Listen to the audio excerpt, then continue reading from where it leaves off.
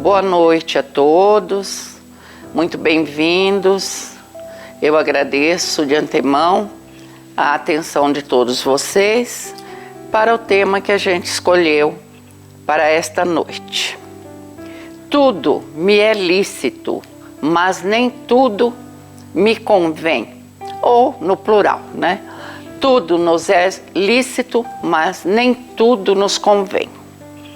Essa é uma frase de Paulo de Tarso.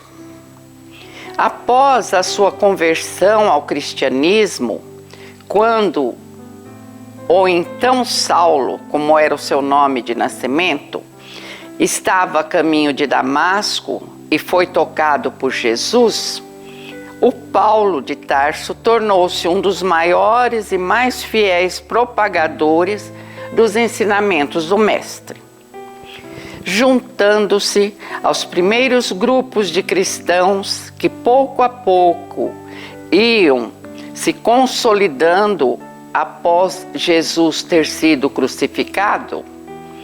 Paulo atendeu pelo resto de sua vida à solicitação feita pelo Cristo: ide por todo o mundo e pregai o Evangelho a todas as criaturas.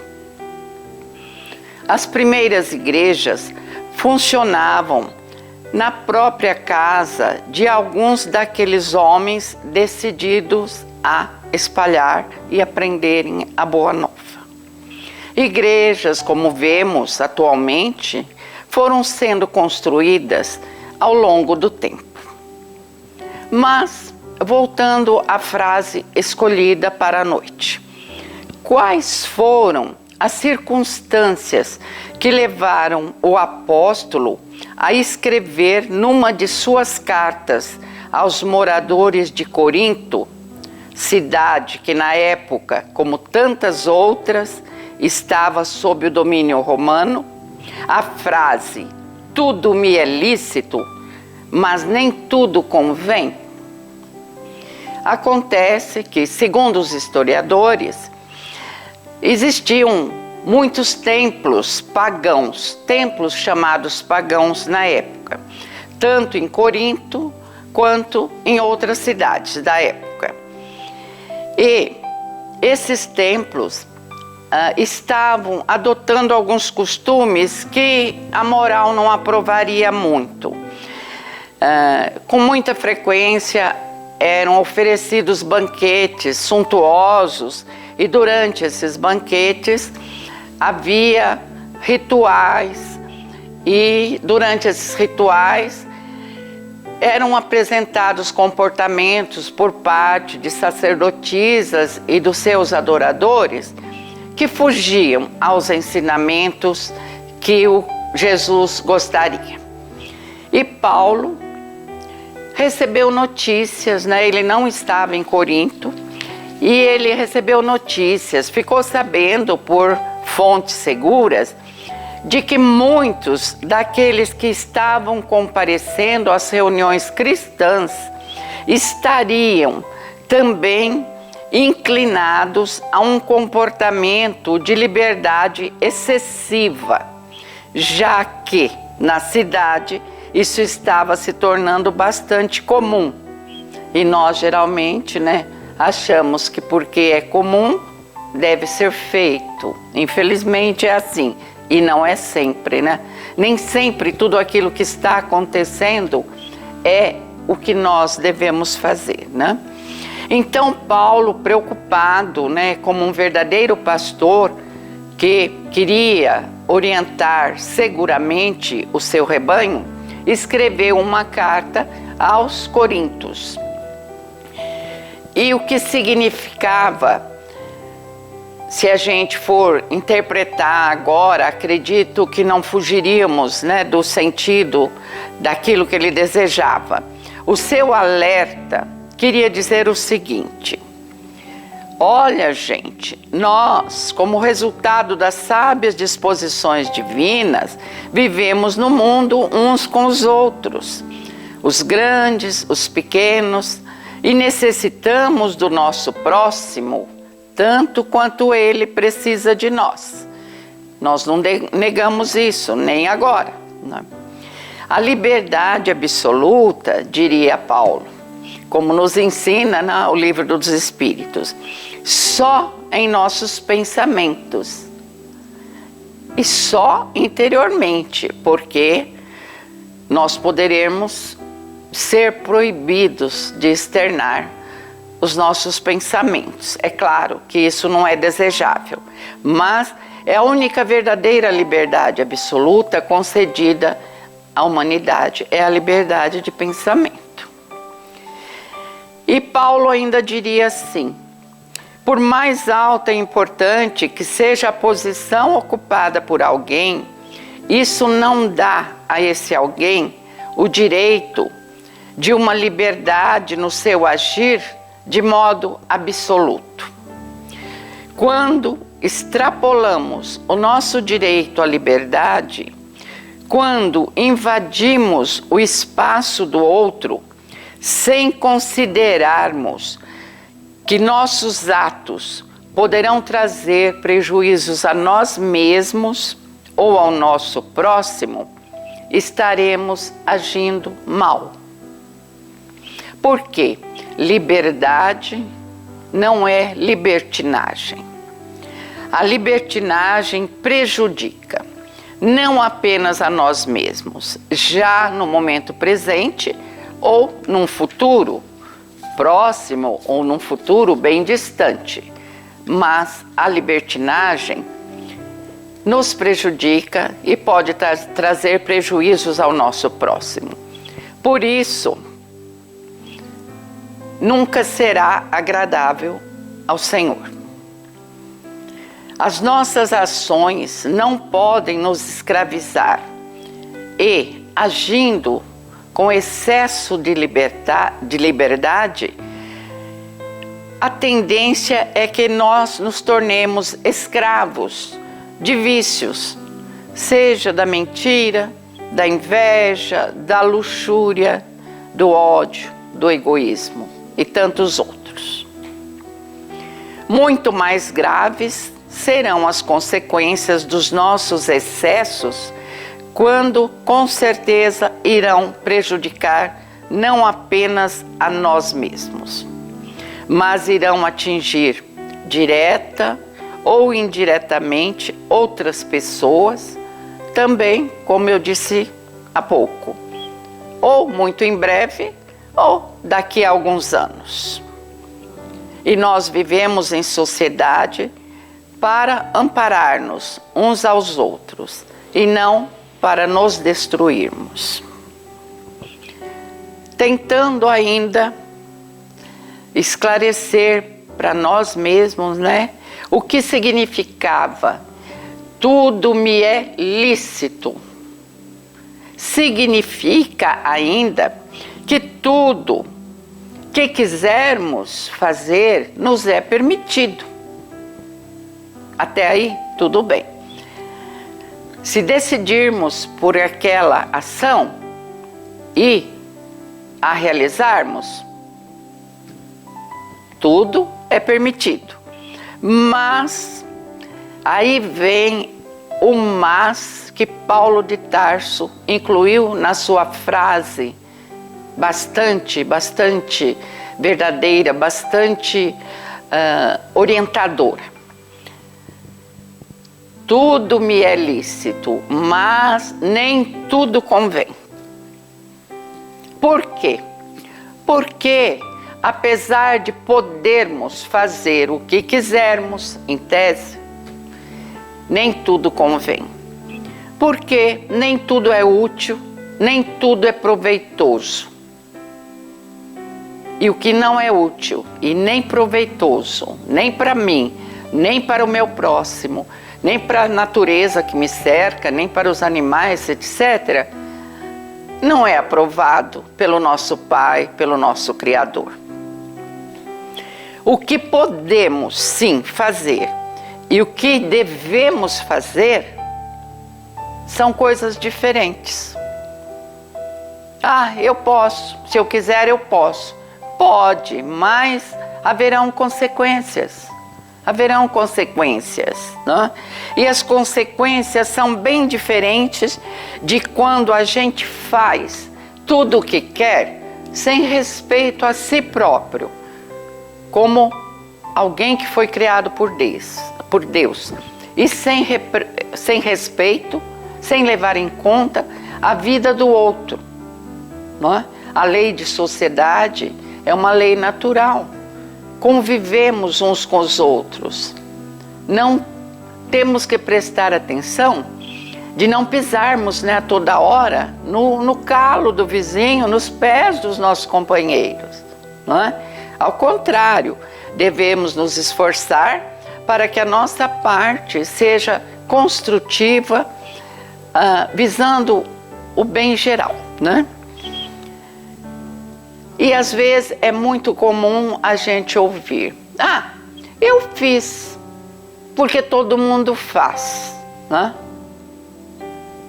Eu assisti uma palestra, eu não me lembro se foi neste centro, que se chamava O Amor na Contramão. E não me lembro, infelizmente, vocês me desculpem, eu não me lembro o palestrante.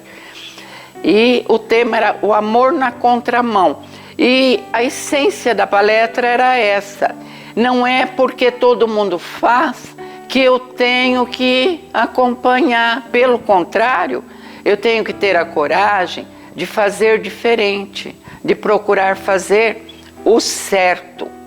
Porque se muita gente faz, se todo mundo faz, isso não significa que é uma conduta exemplar. Nós temos que analisar, né? Deus nos deu, para tanto, o livre-arbítrio. Ele nos deixa livres para fazermos nossas escolhas. Mas a verdadeira liberdade, aquela que quem pretende seguir Jesus deve perseguir, deve adotar, é escolher a liberdade, aliás, é a liberdade de fazer escolhas as mais corretas possíveis. Fazer sempre o que é útil e proveitoso. Por quê? Nossas escolhas seguirão basicamente uma destas duas direções. A direção do bem, que nos aproximam de Deus, e a direção do mal, que dele nos afasta e ainda traz como consequência o nosso mau aproveitamento das oportunidades que esta existência corpórea nos dá para que a gente se aprimore e se regenere. Basicamente, temos que escolher durante nossas vidas entre o bem e o mal. E o livre-arbítrio nos foi concedido e vai se desenvolvendo à medida que vamos crescendo, né, e vivendo experiências, para que justamente tenhamos, né, o mérito das nossas boas ações e que colhamos as consequências nem sempre tão boas se nós não usarmos o livre-arbítrio procurando os caminhos do bem. Companheiros, pensemos então juntos, sempre tendo em mente o aconselhamento de Paulo de Tarso, o apóstolo, né, que nos seus primeiros anos de mocidade, porque ele deve ter nascido aproximadamente ao mesmo tempo que Jesus, segundo os historiadores, perseguia os cristãos, perseguia Jesus, e que foi tocado, né, por uma luz divina a caminho de Damasco, e daí por diante, naquele diálogo breve com Jesus, ele encontrou o verdadeiro caminho e dedicou toda a sua vida a propagar os ensinamentos do Cristo, pensando naquele conselho dado dentro de circunstâncias em que ele estava protegendo o seu rebanho deles serem enganados, deles estarem interpretando falsamente o direito à liberdade, a liberdade do que fazer e do que não fazer, vamos pensar um pouquinho sobre o que nos pode auxiliar, né, a decidirmos o tipo de vida e a persistirmos nas nossas decisões por uma vida mais correta. Como sempre, a doutrina espírita é consoladora, exigente, nos dá responsabilidades, mas não existe outra doutrina tão consoladora quanto a doutrina dos espíritos. Por meio dela, sabemos que a vida continua além do túmulo, porque nosso espírito é imortal. Que maravilha! Que a oração sincera nos fortalece nos momentos difíceis e nunca devemos abandoná-la no nosso dia a dia. Nossas conversas com Deus servirão muito de ajuda, de auxílio nas horas difíceis, mas por que também não lembrarmos sempre dele quando estamos passando por momentos de felicidade, como gratidão? Sabemos também, temos certeza, né, que a maior chaga da humanidade é o egoísmo, que se manifesta com muita frequência entre nós, sob tantas formas, que às vezes querem passar como formas positivas de agir. E diante da nossa inteligência ainda, que precisa de muito mais desenvolvimento, diante de nossas leis, quantas vezes atitudes erradas, atitudes egoístas, passam como se fossem corretas e morais. Mas a moral de Jesus é uma só e é válida para todos os tempos. A nossa consciência sempre nos dirá se estamos agindo bem ou não. Basta que a gente tenha a coragem verdadeira de se olhar como num espelho e se enxergar tal como somos. Dói a gente perceber tantos defeitos, tantos ajustes que temos ainda a fazer. Mas é isso que devemos fazer, é isso que devemos insistir, se é que a gente quer realmente fazer valer essa nossa existência, né? Eu, por exemplo, já tenho quase 80 e ainda sinto que, com relação ao meu aperfeiçoamento, falta tanto, mas os espíritos me ensinam a não desistir, porque Deus, na sua infinita misericórdia, nos dará tantas oportunidades quantas forem necessárias, mas aproveitemos essa de agora. Outra coisa que nós temos certeza é de que nossas armas contra o egoísmo que domina a humanidade é a prática do bem, é o amor ao próximo. E lembremos novamente do livre-arbítrio. Somos livres para escolher as sementes que plantamos, mas também existe uma outra lei natural, chamada de lei de retorno, lei de ação ou reação, lei do plantio e da colheita, né? E por ela nós sabemos que, se temos liberdade de escolhermos as sementes, depois nós teremos obrigação de fazer a colheita dos frutos, doces ou amargos, da semeadura que fizermos. E, companheiros e companheiras, estamos aqui reencarnados para evoluirmos, para progredirmos intelectualmente e moralmente. Se não fôssemos ainda tão necessitados desse progresso, estaríamos vivendo em outras esferas, naturalmente. E a pressa é nossa, a pressa é nossa, Deus espera, mas a melhoria de cada um de nós, aquilo que a nossa doutrina chama de reforma íntima, é uma tarefa pessoal e intransferível. É bom a gente recordar sempre disso. Por isso, procuremos garantir a presença dos bons amigos espirituais ao nosso lado, orando e vigiando, para que continuemos nossa jornada com fé, com perseverança, sabendo distinguir bem o como devemos agir, sempre de conformidade com as lições do Evangelho de Jesus. Sempre que tivermos dúvida, peguemos o Evangelho.